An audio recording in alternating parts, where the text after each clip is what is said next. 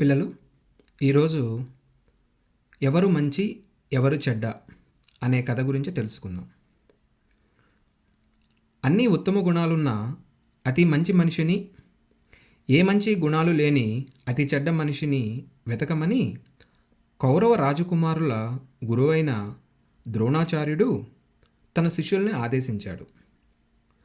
దుష్టబుద్ధి గల యువరాజైన దుర్యోధనుడు అతి మంచి మనిషిని వెతకడానికి మొదట బయలుదేరాడు. వెళ్ళిన ప్రతి చోట, కలిసిన ప్రతి మనిషిలో అతడు ఏదో ఒక చెడ్డ గుణం చూశాడు. తన తల్లిదండ్రులతో సహా దోషరహితులు ఎవ్వరూ అతడికి కనిపించలేదు. కానీ తన గురించి తాను ఆలోచించుకున్నప్పుడు అతడికి తనలో అన్ని సుగుణాలే కనిపించాయి.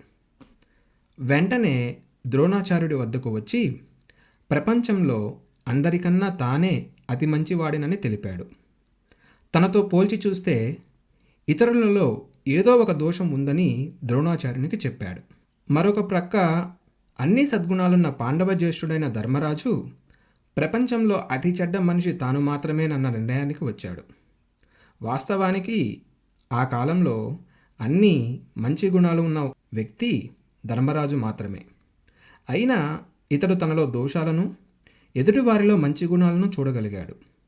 తన వినయ విధేయతల కారణంగా, తన నిజాయితీ కారణంగానే అతను అలాంటి నిర్ణయానికి వచ్చాడు ధర్మరాజు.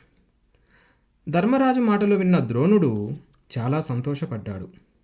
కాలక్రమంగా ధర్మరాజు సకల సద్గుణ సంపన్నుడిగా గుర్తింపబడ్డాడు.